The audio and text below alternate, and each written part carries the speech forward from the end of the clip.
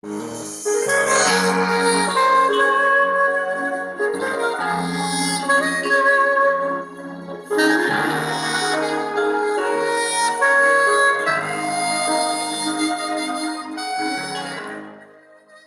kita lanjutkan lagi pembahasan soal kita ya.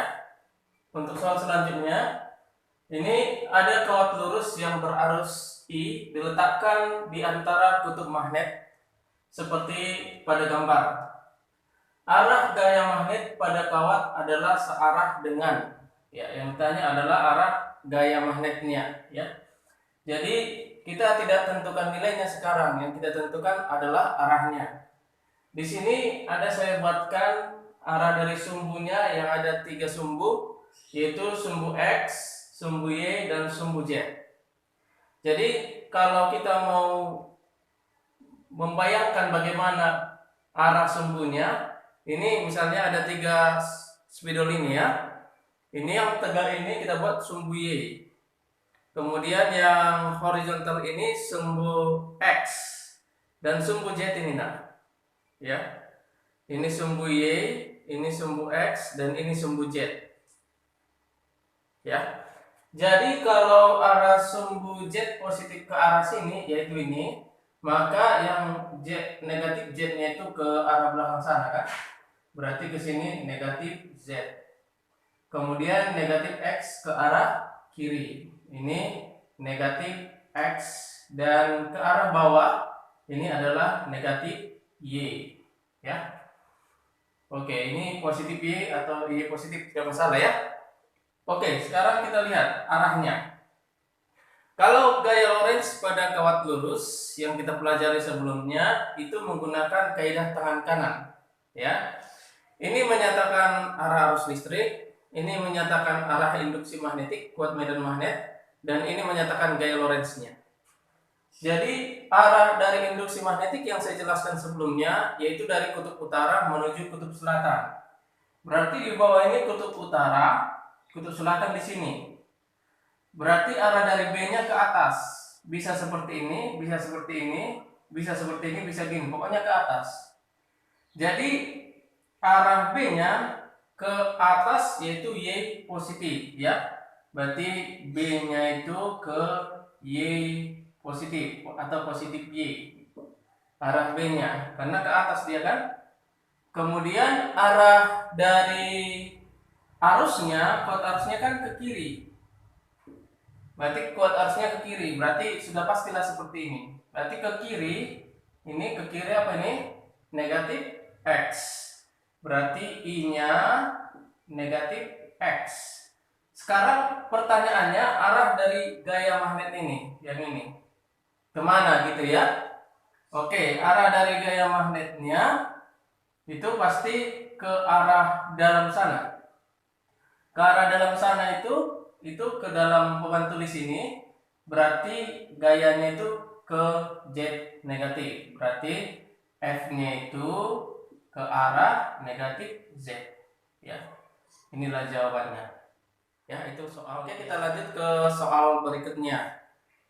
Sebuah jarah atau partikel, jarah itu partikel ya nak, bermuatan listrik bergerak dan masuk ke dalam medan magnet sedemikian rupa sehingga lintasannya berbentuk lingkaran dengan jari-jari 20 cm.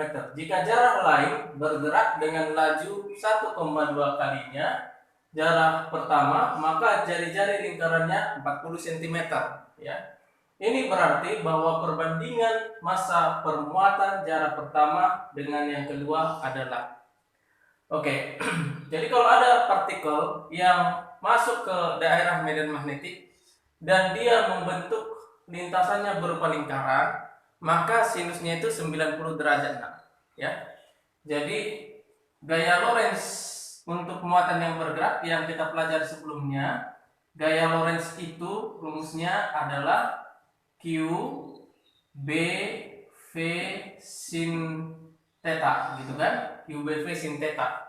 Jadi karena muatan itu masuk ke dalam medan magnetik dan dia membentuk lingkaran, berarti itu disebabkan karena sudut yang dibentuknya ini adalah 90 derajat. Berarti sin 90 derajat sama dengan 1 gitu ya. Oke. Jadi ketika dia bergerak melingkar, maka gaya Lorentz-nya itu gaya Lorentz itu sama dengan gaya sentripetal supaya seimbang dia. Jadi bisa dia terus dia bergerak melingkar, ya. Jadi kalau gaya Lorentz kan sudah kita masukkan ini kan Q B V. Sin 90 kan 1. Ya, sama dengan M V kuadrat per R. Jadi apa yang sama di sini? Yang sama di sini adalah V, coret V. Ya. Oke, kita mau mencari perbandingan antara massa permuatan. Berarti massa permuatan ini kita pindah ke sini gitu ya. Berarti kalau kita pindahkan ini B kita kalikan dengan R, kita bagi dengan V, itu sama dengan M dibagi Q. Ya, M dibagi Q. Jadi kalau kamu kalikan misalnya ini kali ini kali ini ya. Ini kamu kalikan, bagikan dengan ini, sama itu dengan M dibagi Q. Yang ditanya di soal ini kan M dibagi Q kan? Antara muatan pertama dengan muatan kedua. Misalnya M dibagi Q ini kita misalkanlah ini X ya. Berarti di soal ini yang ditanya adalah X1 per X2 ya. X1 dibagi X2.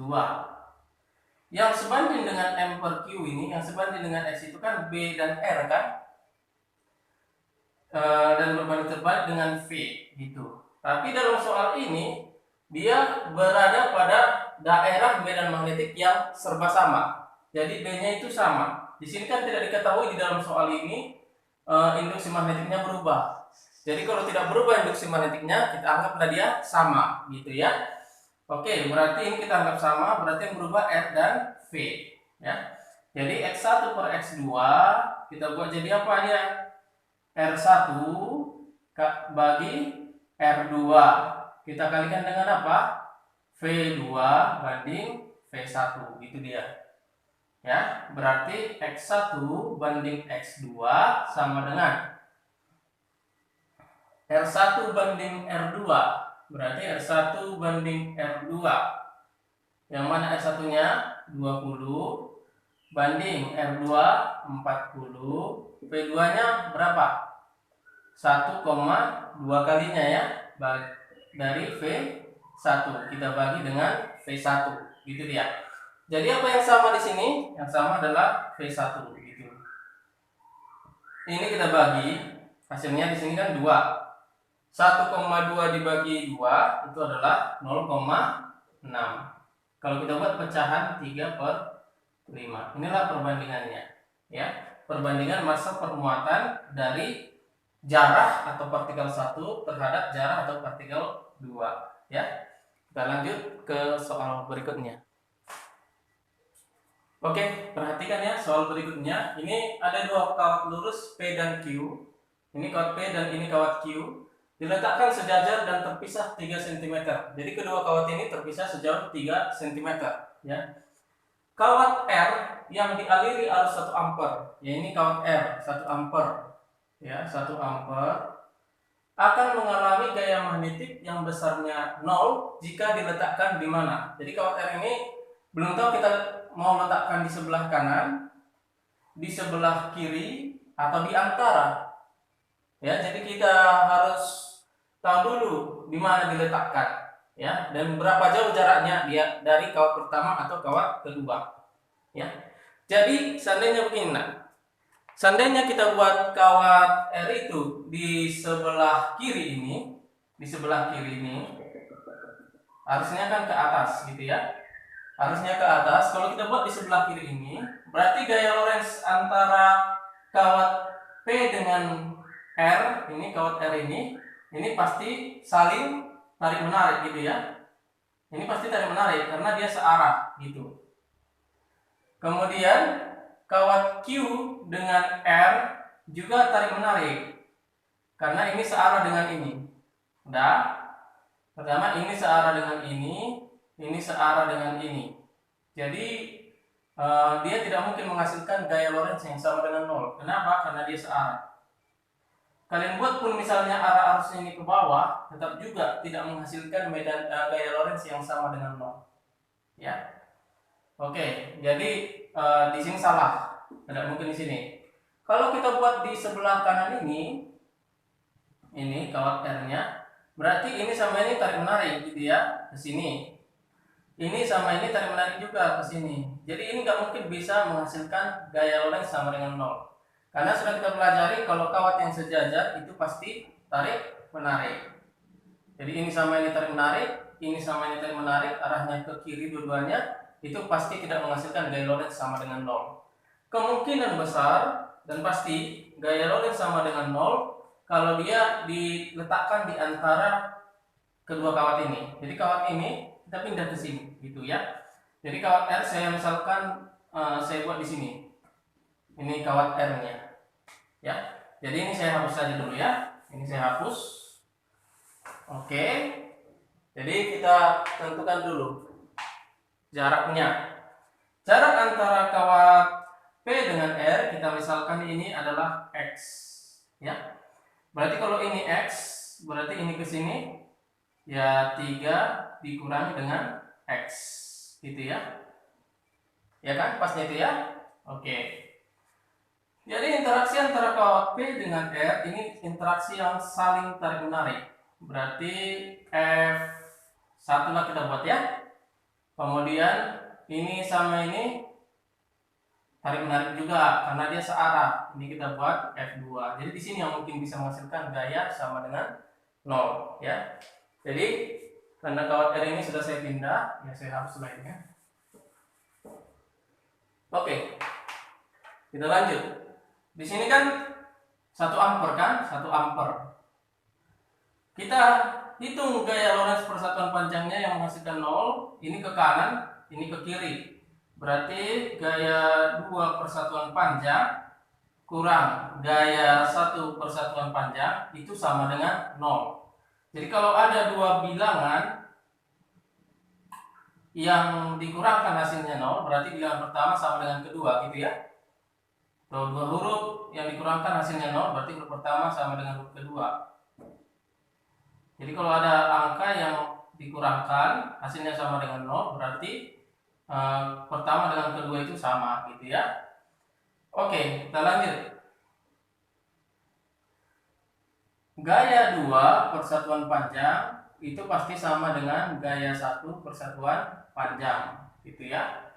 Oke, gaya 2 persatuan panjang kita masukkan mu 0 kalikan dengan ini sama ini dulu ya, IR kali IQ per 2V A2 ya. A2 itu apa? Jarak antara ini ke sini ya, sama dengan mu 0 kali I, ini sama inilah sekarang ya, I P IR per 2V kali A1, begitu dia. Ya. Oke, yang mana yang kita matikan? Yang mu 0 kita matikan. Apalagi IR ya, baru 2V-nya matikan. Udah banyak dimatikan di sini kan? Oke, berapa IQ? IQ-nya 6 per A2 ini 3 kurang X sama dengan berapa IP-nya? 3 per X. Oke, sekarang kita matikan. Ini mati. Maka berapa hasilnya ini? 2 kalikan ini. Berapa ini nak? 2X ya. 2X sama dengan 3 kurang X. Ini negatif, pindah ke sini jadi 3X sama dengan 3. Berarti berapa X-nya? 1 cm. Berarti supaya dia menghasilkan gaya yang sama dengan 0, maka kawat R ini diletakkan 1 cm. Ini kan di kanan kawat P. Ya. Kita lanjutkan untuk soal berikutnya. Bisa kalian lihat buku kalian ya nak, di halaman 71. Ya, halaman 71. nomor 4 EC. Ini. Jadi di soal itu dikatakan P, Q, dan R adalah kawat-kawat penghantar yang lurus dan panjang dan sejajar di udara. Masing-masing dialiri arus listrik seperti pada gambar. Ya. Kemana arah resultan gaya pada kawat Q dan berapa besarnya? Oke, untuk soal ini kita lihat diketahui jarak antara kawat pertama dengan kedua, P dengan Q itu 10 cm. Kawat Q dengan R 20 cm. Kemudian arus di P 20 ampere, di Q 40 ampere, dan di R 60 ampere. Jadi dari soal ini ditanya berapa.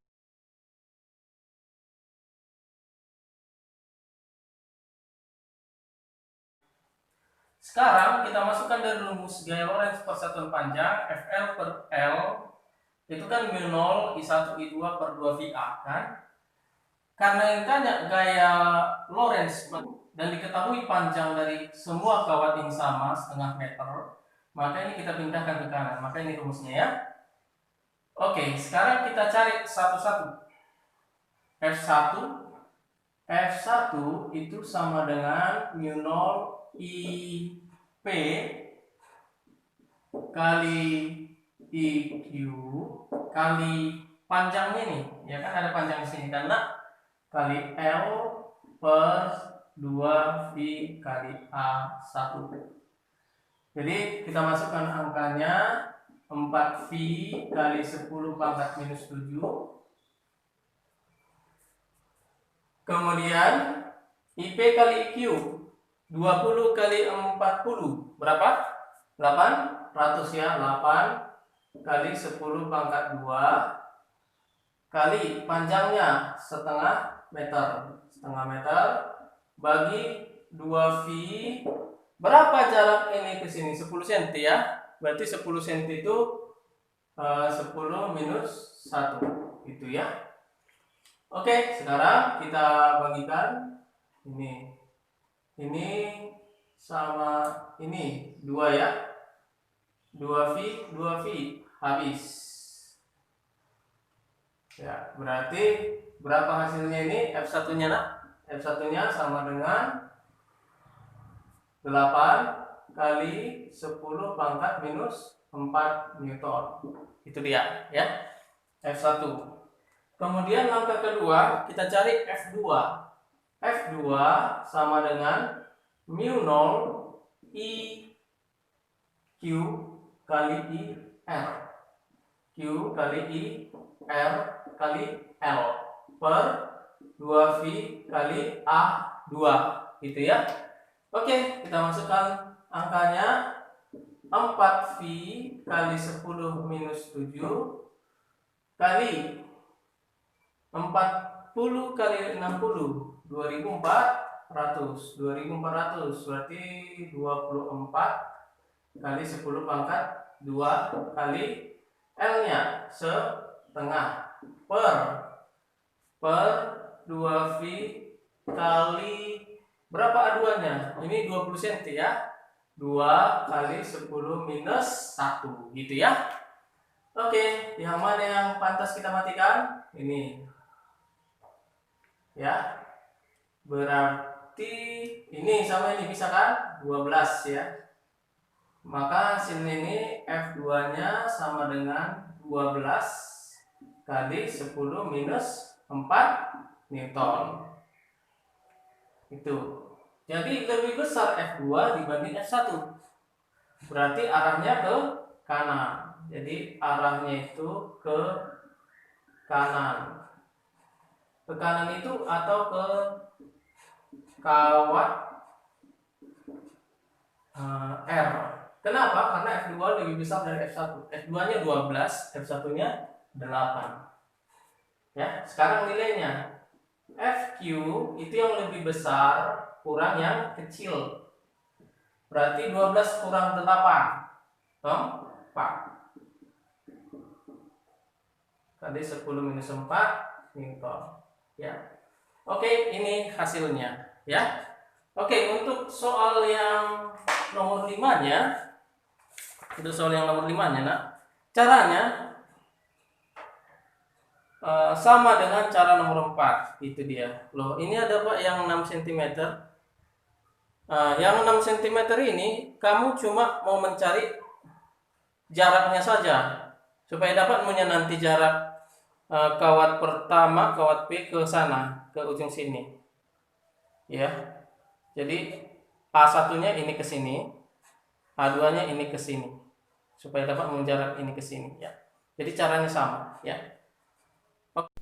Jadi yang menghasilkan gaya Lorentz kawat vertikal yang berada pada kawat segi 4 terhadap kawat yang di sebelah kirinya.